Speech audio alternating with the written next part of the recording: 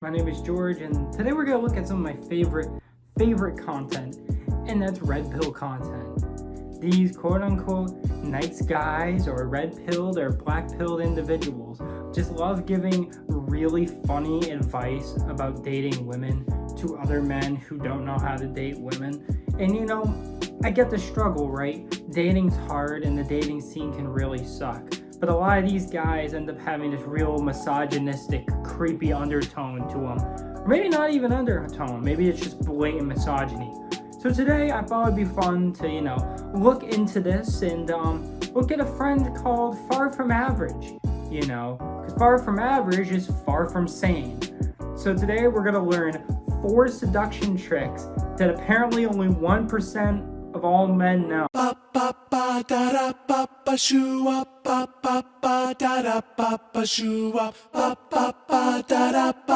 Whether you realize it or not, there is a marketplace out there. And when it comes to attraction and seducing ladies, every man within this marketplace has a value. God damn it. Leave it to capitalism to get into every single facet of our lives. But for real though, this is a really gross way of looking at dating and looking at yourself. Like, to put some kind of weird numerical value upon one's own appearance or personality, it really dehumanizes people. Not only women, because it's grossly misogynistic to rate women on a fucking weird creep scale, but even to rate yourself.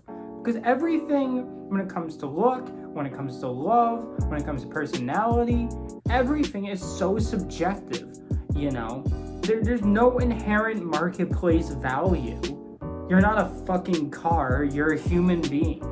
And I feel like putting these labels on to yourselves and on to others is a big reason why you're striking out. Because you're making fake variables that don't exist. And then you're limiting yourself to those variables, So, tip number 1 from George, the dating coach here, just stop with the labels, stop with the variables, stop with the marketplace value. What you guys are about to learn are 4 seduction hacks that something like only 1% of men know. Really? Only 1% of men know this? Well, how do you know this? And how do you know that only 1% of men know? Clearly with this logic, you've talked to every single man, and from there have concluded that, only 1% of them knew these facts. This is groundbreaking shit. Man, you're changing the face of dating forever. This is shit that, Socrates probably didn't even think of. And these hacks are designed to increase your mate value, and with a higher mate value comes greater opportunities with females. You see, one of my big issues with this whole red pill and alpha male, sigma male mentality is one that's based on factless science, obviously. And even the studies that they use for like wolves and stuff, it works for wolves, and that's not even fully proven. But there's also like this weird eugenics like mix in there. What I mean by this is the fact that, as he had just said, he brought up like mating value, like mating.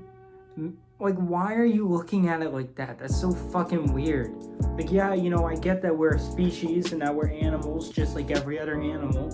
But like, do you really have to word it like that? It just makes you seem weird. And to call a woman a female, like, are these people surprised that no one wants to date them?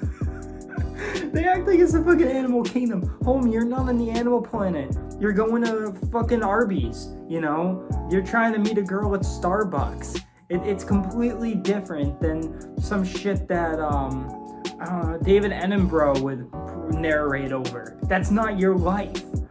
You live within the confines of, the human society.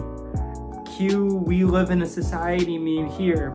We live in a society! It's odd the way that they talk about romance and love and dating as if it's some kind of like naturalistic, predator. I hate even, that's gross. But they act like it. They act like it's some kind of like weird animalistic sport. And then they wonder why no one wants to date them. Tip number 2, don't live your life as if you think you're in a nature documentary. You do that, You're weird as fuck. Okay, let's continue this video. Number 1, creating scarcity. One of the simplest ways to dramatically increase your own mate value is to simply change your location. This could mean moving to another state or country. Yo, dog, is this guy serious? You know, like, the easiest way to seduce a woman, passing a citizenship test or getting a work visa and fucking off to Moscow. And even if you go there, like, who's to say you're gonna have any better luck? Because, like, if you, depending on the if you move to our country, well, we don't speak the goddamn language. What the fuck do you do? And if you move to another state, you're just gonna deal with the same problems. Like, this is just like a classic example of just running away from your problems, trying to fuck off somewhere else, and being mad when you go somewhere else and spend thousands of dollars to do so, and then you're stuck in the same situation that you were previously. Rule 3, don't move to another country because a woman told you to. Like, ever. Don't fucking do that. Like, you'll find someone. Just, like, be yourself, you know, go to a bar, talk to people, don't be weird, don't refer to women as females, you know, and don't act like you're in a nature documentary. Like, this isn't that hard, it's not rocket science, but by God, do not move just to fuck someone. Yo, I just noticed this in the last clip. What the fuck is this? Hey, buddy. I'm telling you, you know, having a calic like that, it sucks, man. It really sucks. Because I like my hair short, but when it's like this short, or even shorter, like this thing goes and it sticks up like that, like a little idiot. Anyway, back to the video, small tangent. Or if you're younger and you don't have a lot of money, it could be as simple as meeting girls in places where the overall number of males is scarce when compared to the overall number of females. What kind of advice is that? Like, imagine being the real estate agent for the fucking guy who watches this video, is like, hell yeah, I need to do it this way. Be like, yeah, so like, what's your like target for a house? And then the guy will be like, well, I need to make sure that the demographic level is such that there's a higher percentage of female to males in the area. What? Dude, who acts like this? And like, where the fuck would you even move? Well, we got a couple of options actually. So when looking up highest female to male ratio countries, we have Nepal, which is a 54% female to male. Then we have Latvia, 54, Lithuania, 53, and Ukraine. And the reason why all those reality shows where they put 20 guys on an island with one girl work so well is because when you have 20 men fighting over a single girl, you tend to get a lot of drama, which makes for great television. Does this dude think that Love Island isn't scripted and is completely real? Like, does he think that those are like true events, that everything isn't coordinated by producers? It's a TV show, he knows that, right? Sure, it's a reality show, but like, I mean, it's dramatic because it's all fabricated, because it's fake, because it's a TV show. Okay. But at the end of the day, every man on that island is going to have a massive reduction in his mate value because there's only one female and there's 20 other males. And the same is true for pretty much any situation in real life. Tell me you took one microeconomics class in college without telling me you took one microeconomics class in college. So when I was younger, I had several different friends that I hung out with regularly. And several of my friends were what you would call natural alpha males. And when we would meet up with girls, it would be so much harder for me to compete because I wasn't exactly a natural alpha male. Yeah, that could be it. Or maybe it's the fact they have a completely fucked up warped view on life and relationships and on women in general, and you treat them as if they're objects or some kind of prize and that you're some kind of animal who needs to get them. And as I said before, the predator-prey situation. Or maybe it's the fact that you're not a true alpha and it's harder for you. So as a result, let's just say in these situations, I didn't always end up with the girl that I really liked. So life is all about knowing your strengths and knowing your weaknesses and playing the game so that you can maximize your strengths while minimizing your weaknesses. Bro, okay. Tip number 4, whatever fucking number it is, I think it's 4. Don't treat dating like advice you get off LinkedIn. Like, dog, it's not that complicated. Overthinking it. Don't overthink it. That's where you lose yourself. Just be natural. Just be you. Just go out there. Have fun. Don't go expecting to need to know your strengths and your weaknesses so you can play the game. Dude, just fuck off to a bar, hang out with some friends, look like you're cool and having a good time, and, you know, people will come to you. As the poet Gucci Mane had once said, secure the vibe and the bag will follow. Secure the fucking vibe. This is not doing that. I promise you that. And one of the fastest and easiest ways to increase your mate value is to simply put yourself in situations where the girls outnumber the guys. To put yourself in situations where you have the edge compared to the male competition that is around you. An example of this could be going out with one of your bros and meeting up with a group of 4 girls. You know, I feel like this guy has no idea that you can just be friends with women and not want to just fuck all the time. Like, can you imagine you're like, oh yeah, we're going to the movie with like me and my friends and it's 4 girls, you know, and if stuff does happen, that's completely fine. But like, don't go into these situations expecting girls to compete for you because that's fucking weird. And if you go in feeling weird by having this mentality, then you're gonna be weird and no one's gonna want to talk to you. And then your friend who brought you is gonna be like, Jesus Christ, I knew he would bring this shit up again. Like, enough of the alpha male shit. Like, just live your goddamn life, man. Just have a good time. Relax. Anytime that you are in a situation where the females outnumber the males, as one of the only 2 males in the group, you end up becoming a scarce resource and you'll find that girls are far more likely to compete for you. And as a result, your mate value or your seductiveness is automatically boosted just because of the situation that you are in. Fucking scarce resource, dude. You're a fucking incel with an insecurity problem. Like, women are not frothing at the mouth for sex like you are. Like, there's such thing as wanting to go out and have a good time with friends. And that be that. You know, if hookups happen. Like, that's a part of life. But it's not every single time. And if you think that if you and your bro are hanging out with 4 girls, are all gonna be, you know, turning animalistic and primitive and like ripping off your clothes, then you're a fucking doofus. Like, someone needs to slap you back into reality a little bit. Like, go outside, touch grass.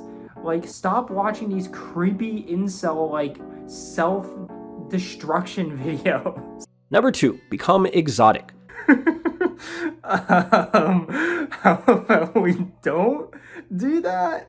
Somebody like Aziz had a lot of success in his home country, but when he visited places like the United States, you can imagine that his mate value actually gained an enormous boost just because of the fact that Aussies are insanely rare here in the United States. This motherfucker really just said that.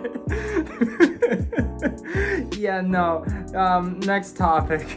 Okay, I know I said I wasn't gonna show this topic, but this shit's just batshit insane. This is so fucked. Your ethnicity or your type is so scarce or so non-existent that it becomes insanely desirable. Far from average. I don't like where this is going. For example, white males tend to get a huge automatic boost in mate value when they are in Asian or even African countries, and even on a simpler level, a man who is, for example, really wealthy would get a huge boost in mate value while visiting an area where most people are poor. Yes, far from average, you did it. You managed to bring racism and imperialism back into the dating scene. It's about time we had it go back to the colonial days. Dude, what the fuck are you thinking putting this shit out there? What the fuck did Jamaica do to you, man? Like, this is horrible dating advice. What? Okay, now I'm actually moving on. I have nothing to say, nothing to add. Just fuck this guy and fuck this racist asshole behavior. This is awful. Number 3, know your game. Oftentimes, guys approach girls with the mindset of not really knowing what they want. And you see, most guys inherently know that they definitely want the one thing that all of us guys ultimately want from girls, but they just don't know whether they are playing the long or whether they're playing the short game. Okay, everything that all guys want. Okay, dude, not everything involving a woman and a man has to lead to sex. You can be friends with a girl.